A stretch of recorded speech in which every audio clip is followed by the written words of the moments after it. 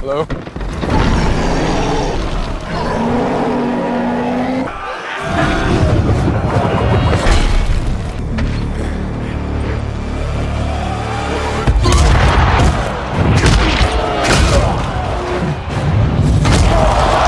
तो मूवी के स्टार्ट में हम एक लड़की जेन फोस्टर को देखते हैं। उसके साथ उसके प्रोफेसर और उसकी असिस्टेंट भी होती है। वो लोग खुले आसमान के नीचे कोई रिसर्च कर रहे होते हैं। तभी उन्हें आसमान से कोई लाइट निकलती हुई दिखाई देती है और तभी वहाँ पर एक बहुत बड़ा टोर्नेडो आता है और उसमें से एक आदमी बाहर आकर गिरता है जिसने कपड़े तक नहीं पहने होते और प्रोफेसर उनको कुछ कपड़े पहनाता है। अब यहाँ से स्टोरी आती है पास्ट में और हमें मिडगार्ड का सीन दिखाया जाता है। ऐसा किंगडम और ऐसी दुनिया जो कि जमीन से ऊपर है उसे एस्गार्ड कहते हैं और मिडगार्ड उसे नीचे वाली दुनिया यानी जमीन को कहते हैं। वहाँ पर कुछ फ्रोस्ट जायंट का अटैक होता है क्योंकि वो मिडगार्ड पर कब्जा करना चाहते थे, लेकिन तभी वहाँ पर एस्गार्ड से किंग आता है जिसका नाम किंग ओडिन होता है और उन सब जायंट से लड़कर उन्हें हरा देता है। इन जायंट्स के लीडर का नाम लोफी होता है और किंग ओडिन लोफी को पूरी तरह से हरा देता है और उसके पास एक खतरनाक वेपन भी होता है जिसे किंग ओडिन अपने पास रख लेता है। इनफैक्ट ये वेपन किसी भी लीडर की ताकत हुआ करता है और हर किंगडम के पास उसका अलग वेपन होता है।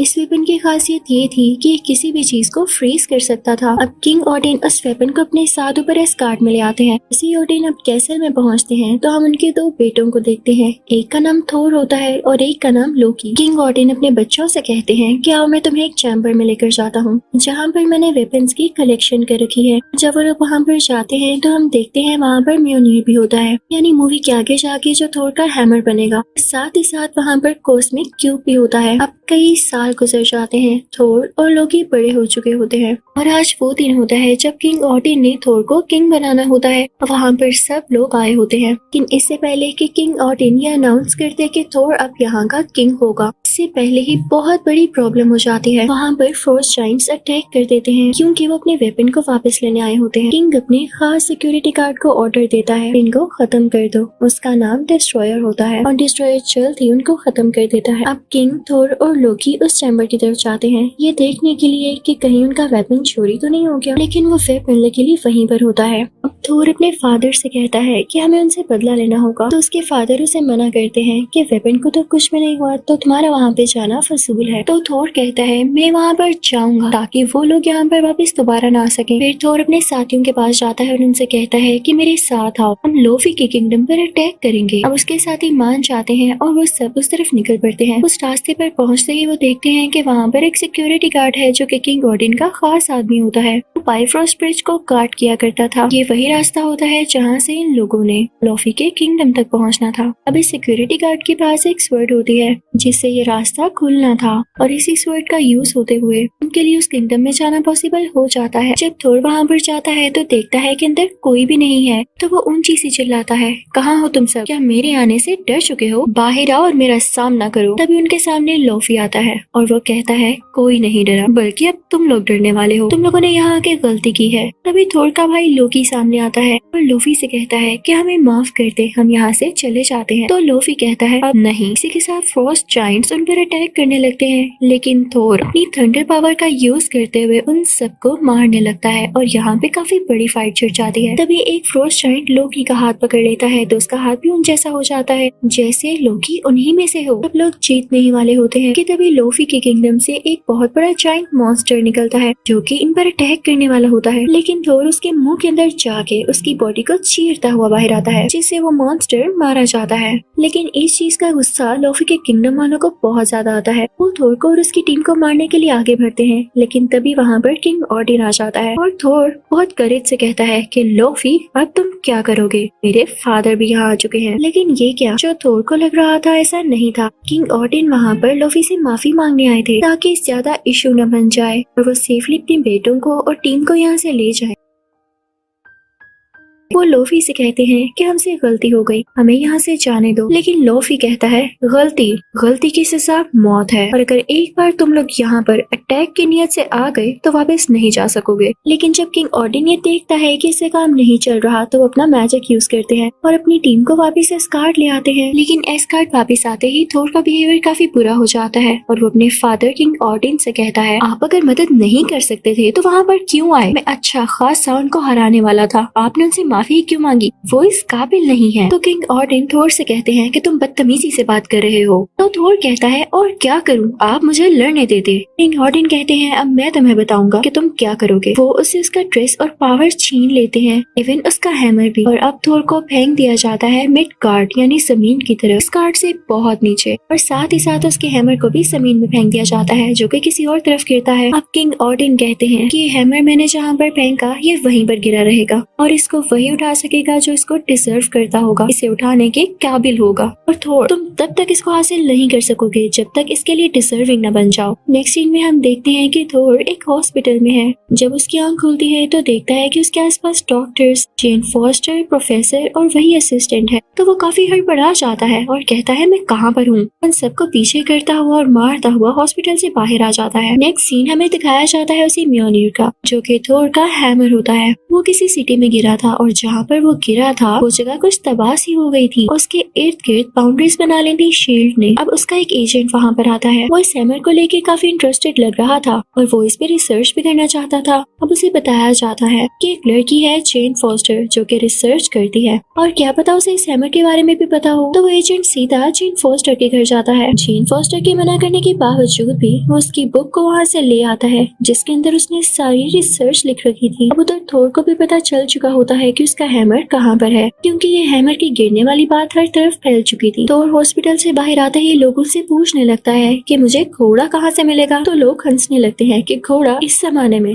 यहाँ कोई घोड़ा नहीं है। तभी आती है वहाँ पर जेन और थोर से कहती है आओ मेरी गाड़ी में बैठ सकते हो तुम, मैं तुम्हें उस जगह तक ले जा सकती हूँ क्योंकि मुझे खुद भी वहाँ जाना है, लेकिन प्लीज अपनी जुबान बंद रखना। ये लोग वहाँ पर पहुँच जाते हैं तो देखते हैं कि थोर के हैमर को काफी सिक्योरिटी के अंदर रखा गया है और उसे कोई हाथ भी नहीं लगा सकता। थोर अंदर जाता है सब सिक्योरिटी गार्ड्स और आदमियों को मारता हुआ, क्योंकि इन लोगों ने उसके अपने हथौड़े यानी हैमर पर कब्जा कर रखा था। आखिरकार थोर उस जगह पर पहुंच ही जाता है जहां पर हैमर होता है। उसे खुशी से उठाने लगता है, लेकिन ये क्या, उससे हैमर उठाया ही नहीं जाता। थोर को बहुत दुख होता है और उसे गुस्सा भी आ रहा होता है। इतनी ही देर में शील्ड के एजेंट्स आ जाते हैं और वो थोर को जेल में बंद कर देते हैं। थोर देखता है कि वहाँ पर लोकी भी है। लोकी उसके पास आता है और उससे कहता है थोर तुमने बिल्कुल अच्छा नहीं किया, तुम्हारी वजह से फादर की डेथ हो चुकी है, किंग ऑर्डन मर चुके हैं, उन्होंने तुम्हारा गम ले लिया था। तो थोर को काफी दुख होता है और उसे रिग्रेट भी हो रहा होता है कि उसने अपने फादर से बदतमीजी क्यों की, और वो इसी सोच में गुम हो जाता है। अब रात को जेन के साथ जो प्रोफेसर होता है वो यहाँ पर आता है और जेल वालों को थोर का नकली ID कार्ड दिखाते हैं। कहते हैं कि इससे गलती हो गई, इसे नहीं पता था कि ये रिस्ट्रिक्टेड एरिया है, अब इसे मेरे साथ भेज दें, दोबारा ऐसा नहीं होगा। अब वहाँ से निकलते ही वो दोनों ड्रिंक करने लगते हैं, लेकिन प्रोफेसर साहिब अपने होश खो बैठते हैं। तो थोर उन्हें इन फॉस्टर के घर ले आता है और अब वो दोनों बैठ के बातें करने लगते हैं जबकि प्रोफेसर रेस्ट कर रहे होते हैं। अब जेन थोर से पूछती है तो चलो अपने बारे में बताओ, तुम कहाँ से आए हो। तो थोर कहता है कि मैं एक किंग का बेटा हूँ, हम लोग किंगडम पर राज करते हैं। तो जेन कहती है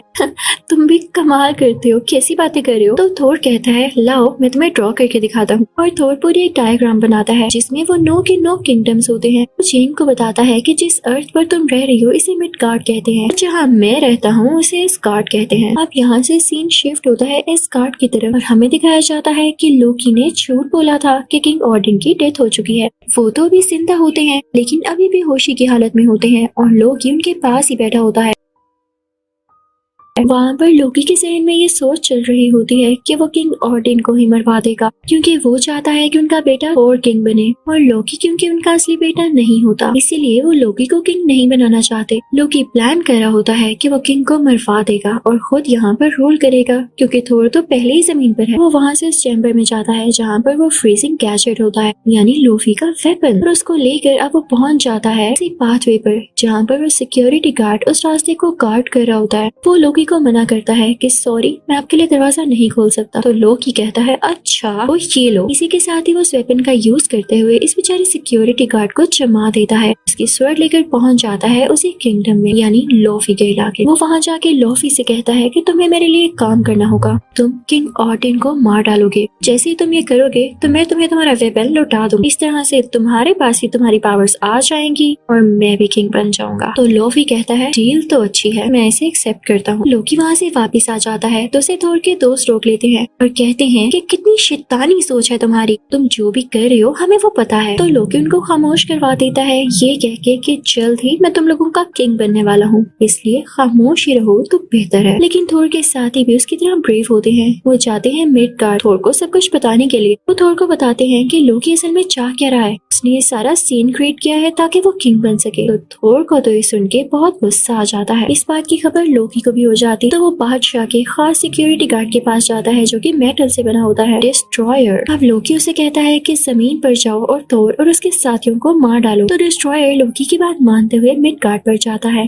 वो थोर के साथियों के सामने जाके उसको मारने ही वाला होता है कि तभी थोर सामने आ जाता है और वो कहता है डिस्ट्रॉयर रुक जाओ और मुझसे मुकाबला करो। डिस्ट्रॉयर को क्या फर्क पड़ना था, थोर को हिट करता है और थोर दूर जाके गिरता है क्योंकि ना उसके पास उसका ड्रेस था और ना ही उसका हैमर, तो उसके पास पावर्स कहाँ से आएंगी। वो काफी जख्मी हो जाता है। लेकिन यहाँ भी होता है एक मिरेकल। याद है किंग ऑडिन ने क्या कहा था कि जब तक थोर इस काबिल नहीं हो जाता कि वो हैमर को डिजर्व कर सके तब तक हैमर उसके पास नहीं आ सकता। तो सुने थोर ने ऐसा काम कर दिया था कि वो हैमर को डिजर्व करता था। उसने अपने दोस्तों के लिए कुर्बानी दी थी और खुद चोट खाई थी। अब उसके पास उसका ड्रेस और उसका हैमर वापस आ चुका था और अब बहुत पावरफुल फील कर रहा था। थोर वहाँ पर डिस्ट्रॉयर को अपने हैमर से डिस्ट्रॉय कर देता है। थोर अपनी टीम को लेता हुआ वापस ऊपर जाता। अब वहाँ का सिक्योरिटी गार्ड जिसे लोकी ने जमा दिया होता है वो अपनी पावर का यूज करते हुए बर्फ को तोड़कर बाहर आ जाता है और वो पाथवे थोर के लिए खोल देता है। लेकिन एस्गार्ड खुलने की वजह से लोफी के किंगडम के लोग भी उधर आने लगते हैं। अब लोफी वहाँ पर आकर किंग ऑडिन पर अटैक करने वाला होता है जैसा उसे करने के लिए लोकी ने कहा था। लेकिन लोकी यहाँ पर चाल चलता है और वो खुद ही लोफी को मार डालता है अपने फादर की आंखों के सामने ताकि वो अपने फादर यानी किंग ऑडिन को इम्प्रेस कर सके कि इसने अपने फादर की जान बचाई है। यहाँ से लोकी सीधा बढ़ता है बाइफ्रॉस्ट ब्रिज की तरफ और उसे एक्टिवेट करके उसमें से कोई खतरनाक बीम निकालने वाला होता है ताकि ये सारी जगह तबाह हो जाए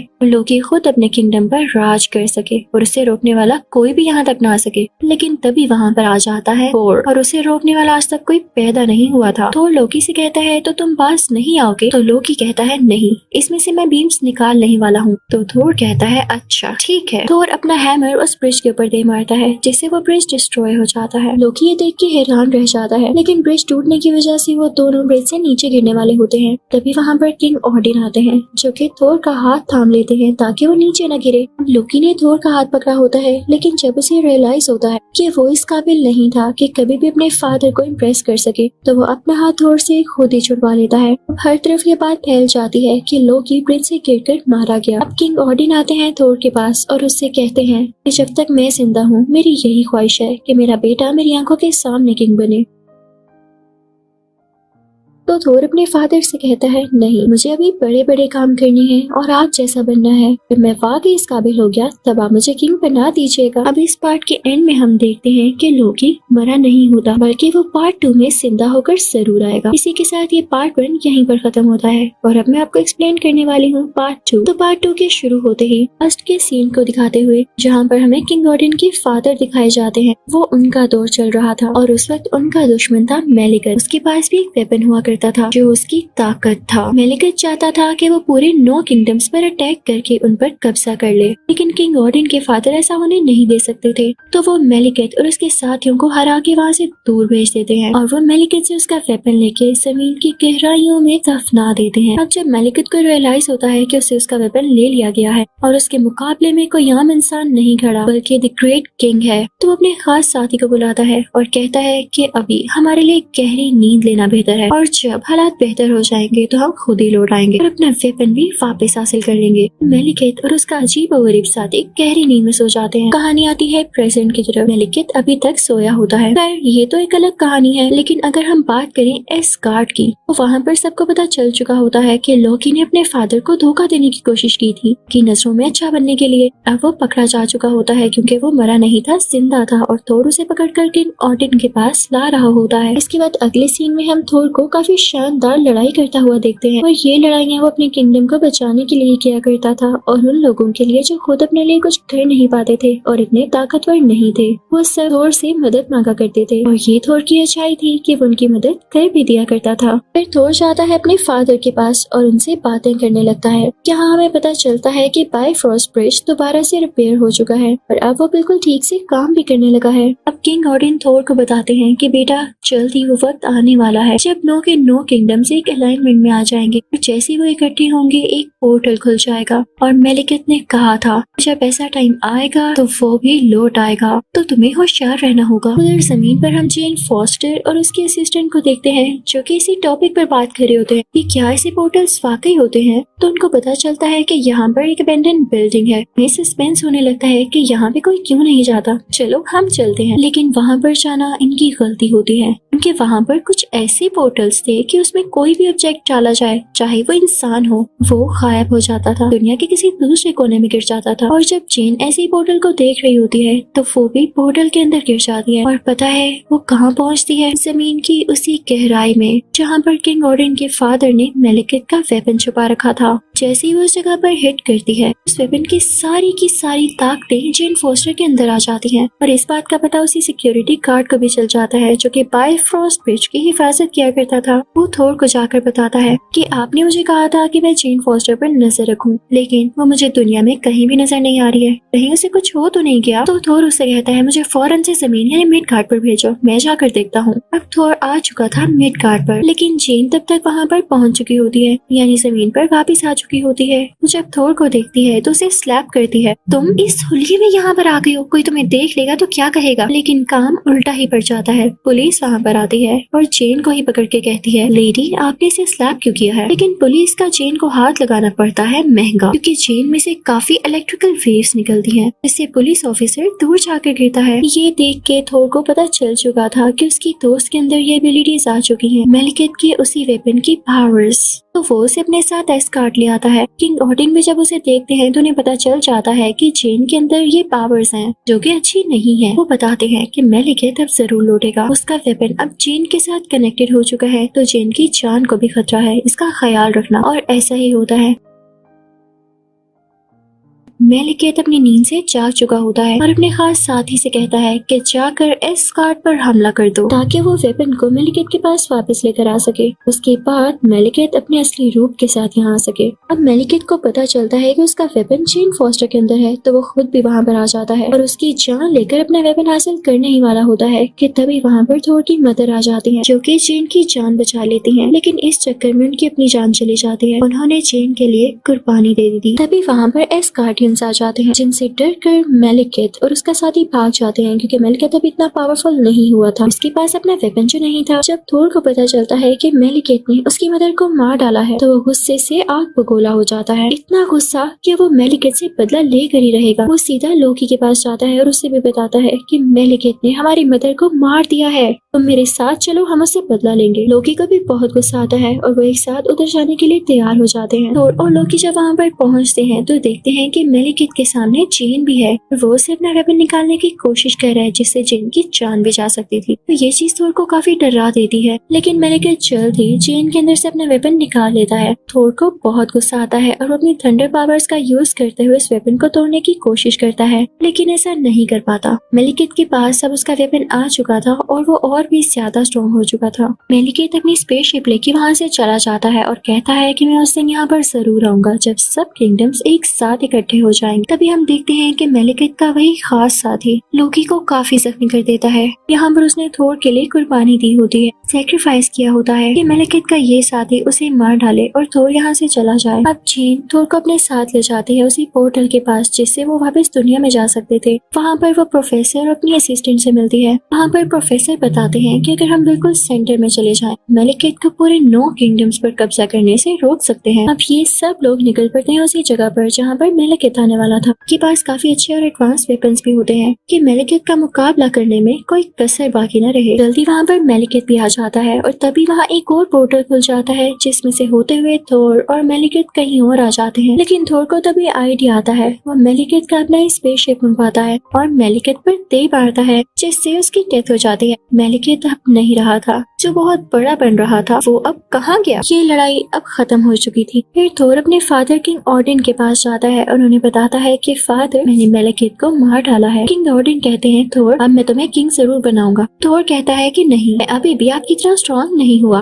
तभी हम देखते हैं कि किंग ऑडिन की जगह लोकी होता है। इसी के साथ पार्ट 2 यहीं पर खत्म होता है। मैं आपको एक्सप्लेन करूंगी थोर का पार्ट 3, जिसका नाम है थोर रैग्नारोक। करते हैं मूवी का स्टार्ट। यहाँ पर हमें पता चलता है कि मेलेकिथ के वेपन से एक स्टोन निकालकर कहीं भिजवा दिया गया था और उसको ढूंढ रहा होता है। ढूंढते ढूंढते वो हेल पहुंच जाता है, लेकिन तभी वो वहाँ मिलता है फायर स्कल से। फायर स्कल उसे पकड़कर उसे लटका देता है और उससे कहता है कि तुमने मुझे क्यों पकड़ रखा है। तो फायर स्कल कहता है, तुम मेरे अंदर जलती हुई आग देख रहे हो, ये इटर्नल फायर नहीं है, लेकिन जल्द ही वो दिन आएगा जब मेरे अंदर इटर्नल फायर आ जाएगी, मैं इमॉर्टल हो जाऊंगा। याद रहे, मैं हर किंगडम पर कब्जा कर लूंगा। तुम क्या, तुम्हारा कोई किंगडम नहीं बचेगा। तो थोर उससे पूछता है, तुम्हें गरूर किस बात का है। तो फायर स्कल कहता है, ये मेरे सींग देख रहे हो, कितने खूबसूरत है, यही तो मुझे ताकत देते हैं। तो थोर कहता है, मैं अपनी ताकत दिखाऊं। इसी के साथ वो अपना हाथ खोलता है और उसके हाथ में उसका प्यारा हैमर आ जाता है। सच में वो हैमर थोर को बहुत प्यारा होता है। थोर अब फ्री हो जाता है और फायर स्कल के सामने जाता है। फायर स्कल अपने बाकी साथियों को भी बुलाता है जो कि फायर से ही बने होते हैं। थोर से लड़ाई करने लगते हैं और इनको बड़ी आसानी से हरा देता है। तभी वहाँ पर एक ड्रैगन आ जाता है जो कि थोर की जान लेना चाह रहा होता है, लेकिन तभी थोर को आईजी आता है। कहता है कि मेरे अलावा मेरे हैमर को कोई नहीं उठा सकता। उस ड्रैगन के मुंह में अपना हैमर रख देता है ताकि उसके वजन से वो नीचे गिर जाए, और ऐसा ही होता है, ड्रैगन नीचे गिर जाता है। फिर थोर बढ़ता है उसी फायर स्कल की तरफ, अपने हैमर का यूज करते हुए उसे भी खत्म कर डालता है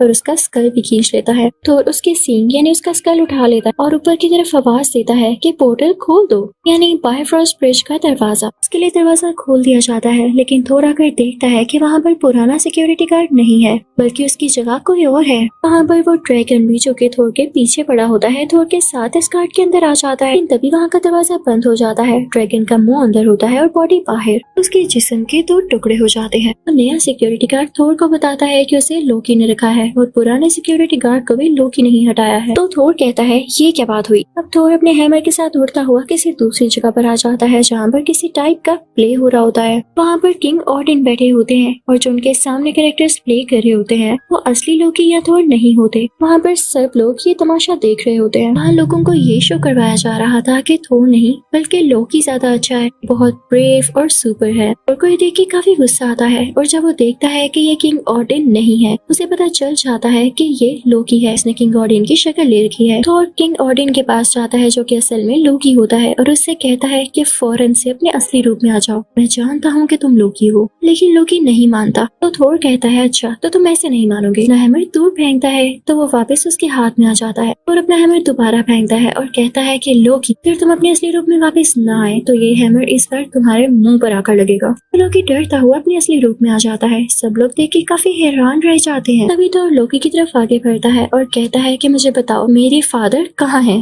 तुम उनका रूप लेके क्यों फिर रहे हो? कहीं तुमने तो उन्हें कहीं छुपा कर नहीं रखा? तो लोकी कहता है, थोर मुझे नहीं पता वो कहाँ है, लेकिन हम मिलकर उन्हें ढूंढ सकते हैं। अब नेक्स्ट सीन में हम देखते हैं कि वो दोनों किसी सिटी में आ जाते हैं। ये प्रेजेंट वर्ल्ड होती है। वहीं जमीन पर एक पोर्टल खुलता है तो लोकी उसके अंदर चला जाता है और थोर को वहाँ जमीन पर पड़ी हुई एक चिट मिलती है जिस पर कोई एड्रेस लिखा होता है। थोर उसी को फॉलो करने लगता है। थोर जब वहाँ पर पहुँचता है तो देखता है कि वहाँ पर तो डॉक्टर स्ट्रेंज है। थोर उनसे अपने फादर के बारे में पूछता है तो डॉक्टर स्ट्रेंज कहते हैं कि हाँ मैं जानता हूँ वो कहाँ पर है। तभी वहाँ पर डॉक्टर स्ट्रेंज एक पोर्टल ओपन कर देते हैं जिसमें से लोकी गिरता है। तब वो इन दोनों को यानी थोर और लोकी को एक जगह पर भेज देते हैं जहाँ पर वाकई में किंग ऑडिन होते हैं। जब किंग ऑडिन अपने बेटों को देखते हैं तो कहते हैं कि बस मैं अब मरने वाला हूँ, मेरे पास ज्यादा वक्त नहीं रहा। तो थोर अपने फादर से कहता है, आप ऐसी बातें क्यों कर रहे हैं? क्या आपको पता है मैंने फायर स्कल को भी मार दिया है जो कि बातें कर रहा था कि वो रैग्नारोक बनेगा। तो किंग ऑडिन कहते हैं कि थोर तुमने उसे मार दिया, लेकिन क्या उसने तुम्हें ये नहीं बताया कि जब उसे इटर्नल फायर मिलेगी तो वो जिंदा होकर वापस आएगा और इसके लिए हमें होशियार रहना होगा। किंग ऑडिन ये भी कहते हैं, मैं तुम्हें एक और लड़की के बारे में बताता हूँ जो कि शैतानी ताकतें रखती है और उसका नाम है हेला। वो हेल से है। मैंने उसे कैद किया हुआ था, लेकिन अब मेरे मरने का वक्त आ चुका है और वो मेरी कैद से आजाद हो जाएगी। तुम लोगों को उससे भी बचना होगा। इसी के साथ किंग ऑडिन गोल्डन डस्ट में बदल जाते हैं। वहाँ से दूर कहीं चले जाते हैं। यानी अब किंग गॉर्डन भी नहीं रहे थे और इन दोनों को ही हेला से अकेले लड़ना था। और तभी वहाँ पर हेला आ जाती है जिसने ब्लैक ड्रेसिंग कर रखी होती है। वाकई उसका नाम उसकी पर्सनैलिटी के साथ काफी सूट कर रहा था। वो थोर और लोकी से कहती है मेरे आगे झुक जाओ। तो लोकी कहता है हरगिज़ नहीं और थोर अपना हथौड़ा यानी हैमर उस चुड़ैल की तरफ फेंकता है, लेकिन हेला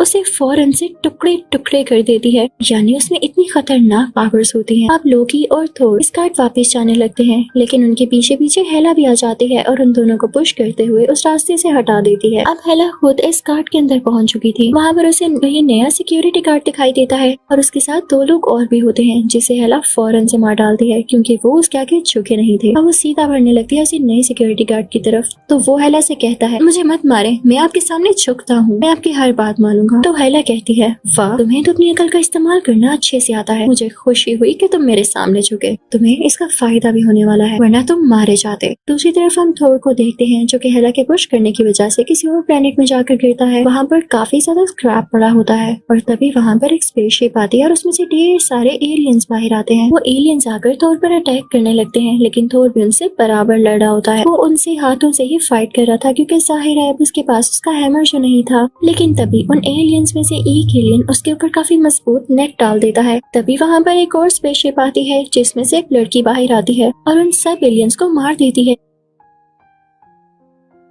फिर वो थोर को अपने साथ ले जाती है। अब वो लड़की थोर को इसी प्लेनेट के ग्रैंड मास्टर के पास लेकर आती है जो कि यहाँ रूल किया करता। तो वो थोर को एक कुर्सी के साथ बांध देते हैं। जो लड़की थोर को ग्रैंड मास्टर के पास लेकर आई होती है उसका नाम उल्कारी होता है। उसे ऐसा करने के पैसे मिलते हैं। वहाँ पे ग्रैंड मास्टर थोर को बताता है कि मैंने यहाँ पर तुम्हें इसलिए बुलाया क्योंकि मैं रेसलिंग कॉम्पिटिशंस करवाता हूँ और मुझे तुम्हें देखने से लग रहा है कि तुम काफी स्ट्रॉन्ग हो, काफी ताकत है तुम में, तो तुम्हें मेरे लिए लड़ना होगा। तो थोर कहता है नो, मुझे कोई इंटरेस्ट नहीं, मुझे बस अपने किंगडम वापस जाना है, मुझे छोड़ दो तुम। तो ग्रैंड मास्टर कहता है तुम्हें छोड़ दूं। तभी थोर की नजर पड़ती है लोकी पर जो वहाँ पर ही होता है। तो थोर ग्रैंड मास्टर से कहता है कि ये देखें मेरा भाई भी यहाँ पर है, आप इसे क्यों नहीं उस कॉन्टेस्ट में रख लेते, ये भी काफी स्ट्रॉन्ग बनता है। तो लोकी कहता है नहीं नहीं, मैं इसका भाई नहीं हूँ, ये झूठ बोल रहा है। तो ग्रैंड मास्टर कहता है जो भी है मुझे इससे कोई कंसर्न नहीं, थोर मुझे तुमसे मतलब है क्योंकि मैं जानता हूँ तुम गॉड ऑफ थंडर हो। और फिर भी मना कर रहा होता है। तो ग्रैंड मास्टर कहता है अच्छा चलो सुनो, अगर तुम मेरे लिए कॉन्टेस्ट लड़ते हो और इसमें जीत जाते हो तो मैं तुम्हें एक बिल्कुल नई स्पेसशिप दूंगा जिसमें तुम एस्कार्ट वापस जा सकोगे। तो थोर कहता है ओके ठीक है। थोर को एक कमरे में भेज दिया जाता है जहाँ पर एक रॉक मैन होता है। रॉक मैन थोर को बताता है कि जिससे तुम्हारी लड़ाई होने वाली है वो बहुत स्ट्रॉन्ग है, उससे आज तक कोई भी नहीं हरा पाया, इसलिए अपने वेपन जरा आराम से चूज करना जो उसको हरा भी सके। तो थोर कहता है यार मैं तुम्हें क्या बताऊं, मेरे पास अपना एक पर्सनल हैमर था जिससे मुझे बहुत ताकत मिलती थी, अगर वो आज मेरे पास होता ना तो मैं उसको चुटकियों में हरा देता। तो वो दिन आ जाता है जब थोर का रेसलिंग कंपटीशन होता है। थोर के बाल भी काटे जाते हैं और उसे एक नया ड्रेस पहनाया जाता है। दूसरी तरफ हम हेला को देखते हैं जो कि पूरे इस गार्ड में तमाशा क्रिएट कर रही होती है। वो सब लोगों से फोर्सफुली कह रही होती है मेरे आगे झुक जाओ, लेकिन कोई भी उसके आगे नहीं झुक रहा होता। तभी उन लोगों में से थोर का फ्रेंड बाहर आता है और कहता है तुम खुद को समझती क्या हो, तुम हम पर रूल नहीं कर सकती हो। यहाँ पर थोर के दोस्त की टीम और हेला में लड़ाई होने लगती है जिसमें हेला जीत जाती है और वो वही के बाद सिक्योरिटी गार्ड को अपने साथ लेकर आती है जो उसके आगे झुक गया था। वो वहाँ पर उसे एक पिक्चर दिखाती है और कहती है ये 9 किंगडम्स हुआ करते थे, ओडिन और मैं यहाँ एक साथ अटैक करने आए, लेकिन ओडिन ने मुझे कैद कर लिया और खुद यहाँ पर कब्जा करके किंग बन गया। वो लोग वहाँ से पहुँचते हैं उस चैम्बर में जहाँ पर तरह तरह के वेपन्स और यूनिक चीजें होती है। वहाँ हम कॉस्मिक क्यूब भी देखते हैं और साथ ही साथ इटर्नल फायर भी, जिसे देख के हेला बहुत खुश होती है और उसमें से थोड़ी सी फायर लेके क्वीन को तोड़ते हुए उसके अंदर चली जाती है। वो उस जगह पर गई होती है जहाँ पर उसके साथियों को मार दिया गया था। वो साग को चारों तरफ फैला देती है और वहाँ पर सब मरे हुए लोग जिंदा होने लगते हैं। साथ ही साथ उसका एनिमल पेट भी जो कि एक ब्लैक वुल्फ होता है, वो काफी जायंट और खतरनाक दिख रहा होता है। अब हेला उसे धोखेबाज सिक्योरिटी गार्ड को अपना साथी बना लेती है और सीधा बायफ्रॉस्ट ब्रिज की तरफ जाती है। तो उन्हें पता चलता है कि यहाँ पे वो स्वॉर्ड तो है ही नहीं जिससे ये दरवाजा खुलता है और उसे पता है कौन ले गया था, जिसकी ये तलवार थी। जी हाँ, वही पुराना सिक्योरिटी गार्ड। वो अपने साथ बाकी बचे हुए एस्गार्डियंस को भी ले गया था क्योंकि वो जानता था कि इन लोगों को हेला से खतरा होने वाला है। फिर हम वो सीन देखते हैं जब थोर की लड़ाई शुरू होने वाली होती है, लेकिन उससे पहले वो वल्कैरी से मिलता है। उसके हाथ पर देखता है कि कोई निशान है और ऐसा निशान तो एस्गार्डियन के फाइटर्स के हाथ पर होता है। और उससे कहता है कि तुम तो अपनी बंदी हो, तुम मुझे इस तरह से यहाँ पर क्यों लाई। उसे समझ आ जाता है कि वल्कैरी ने ये सब पैसों की खातिर किया। उसकी बातों को इग्नोर करते हुए वहाँ से चली जाती है और उसको बचाने के लिए कोई बात नहीं करती। अब लड़ाई शुरू हो जाती है। थोर देखता है कि उसके ऑपोजिट कोई और नहीं बल्कि हल्क है, तो वो खुशी से चिल्लाता है, वाह हल्क तुम। क्योंकि थोर और हल्क की काफी अच्छी अंडरस्टैंडिंग और दोस्ती होती है, लेकिन यहाँ पर हल्क उसे पहचानता ही नहीं। वक्त के साथ सब बदल जाता है। उन दोनों में बहुत ज्यादा फाइट होने लगती है। हल्क काफी जायंट होने की वजह से थोर को बहुत ज्यादा पंचेस मार रहा होता है। क्योंकि थोर के पास न उसका हैमर होता है न उसकी पावर्स, तो वो काफी हारने लगता है। काफी चोटें भी लगने लगती हैं। तभी वो बेहोश होने वाला होता है। उसे उसके फादर यानी किंग ऑडियन का विजन आता है और उसकी पावर्स वापस आने लगती हैं। थोर भी अब उठ के हल्क को मारने लगता है, लेकिन ग्रैंड मास्टर ये देख के खुश नहीं होता। वो थोर को एक इलेक्ट्रिकल शॉक देता है क्योंकि वो नहीं चाहता था वो हल्क को हरा दे, क्योंकि हल्क सालों से जीतता आ रहा था। अब हम देखते हैं कि थोर बेहोश होने के बाद जब उठता है तो देखता है कि वो हल्क के कमरे में ही है। वो हल्क से कहता है कि तुम यहाँ कैसे आए। हल्क उसे बताता है जेट प्लेन के थ्रू। थोर भी वहाँ से बाहर निकलने की कोशिश करता है, लेकिन इलेक्ट्रिकल फील्ड्स लगे होने की वजह से वो नहीं निकल पाता। तभी थोर दोबारा आंखें बंद करता है तो उसे विजन में वही पुराना सिक्योरिटी गार्ड आता है जो उसे अपने साथ ले जाता है और दिखाता है कि देखो इस गार्ड की हालत कितनी खराब है। हेला ने हर तरफ तबाही मचा दी है, हमें तुम्हारी जरूरत है, तुम्हें वापस लौटना होगा। अब जब थोर अपनी आंखें खोलता है तो देखता है वो हल्क के रूम में ही है। वो वहाँ से बाहर जाने की दोबारा से कोशिश करने लगता है और वल्कैरी से भी कहता है, लेकिन वो उसे कुछ नहीं बताती। तो थोर खुद ही विंडो से जंप करता हुआ नीचे आ जाता है और जेट प्लेन की तरफ भागने की कोशिश करता है। वो प्लेन के पास पहुंच ही जाता है, लेकिन तभी पीछे पीछे हल्क भी आ जाता है जो कि उसे पकड़ने आ रहा। लेकिन थोर वहाँ पर एक वीडियो प्ले करता है तो हल्क वो वीडियो देखकर इंसान बन जाता है, यानी ब्रूस। उधर ग्रैंड मास्टर को ये लग रहा होता है कि थोर उनके सबसे खास क्रिएचर को पकड़ के अपने साथ ले गए फायदे के लिए। तो वल्कैरी और लोकी से कहते हैं कि थोर को मेरे पास पकड़ कर लाओ, चाहे उसे जिंदा लेकर आओ या मार कर लेकर आओ। अब लोकी और वल्कैरी बाहर आते हैं, लेकिन लोकी उस लड़की को बताता है कि मैं और थोर असली भाई हैं और मैं उसे मरने नहीं दे सकता। ये दोनों भी एक टीम बन जाते हैं और थोर के पास जाते हैं। अब थोर,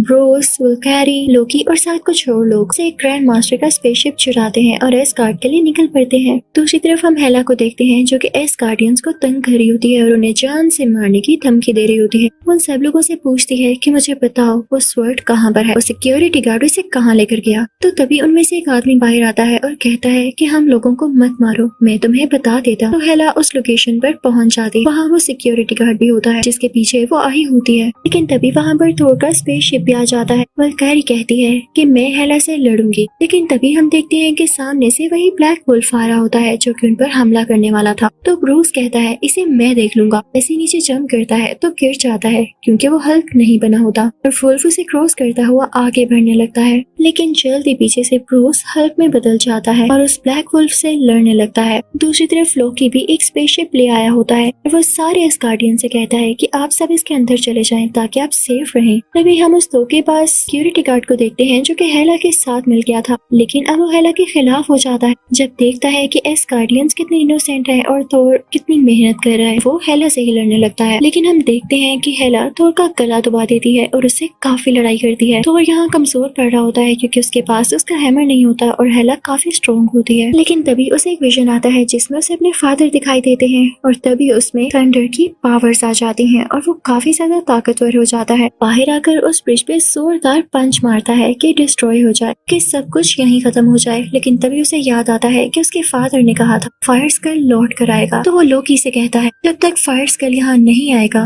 ये सब खत्म नहीं हो सकेगा, तो फौरन से उसे इटर्नल फायर देकर यहाँ पर लाओ। अब लोकी चाहता है और उसके स्केलेटन को इटर्नल फायर में रख देता है जिससे फायर स्कल दोबारा से जिंदा हो जाता है। वो यहाँ पर आ चुका होता है और हेला उसे देख के काफी डरने लगती है। वो आते ही अपनी तलवार एस्गार्ड के अंदर घुसा देता है जिससे हेला भी मारी जाती है और इसकी वजह से एस्गार्ड भी डिस्ट्रॉय हो चुका होता है और हर तरफ आग लग जाती है। हम थोर को देखते हैं जो कि स्पेसशिप में एस्गार्डियंस और अपनी टीम के साथ होता है। वो कहता है कि अब हम सेफली जमीन पर रहेंगे, तो एस्गार्डियन उसे कहते हैं कि आप हमारे किंग हैं। यहाँ पर थोर फाइनली एस्गार्डियंस का किंग बन जाता है। इसी के साथ ये मूवी यहीं पर एंड होती है। थोर के तीनों पार्ट्स कंप्लीट होते हैं। Thank you for watching.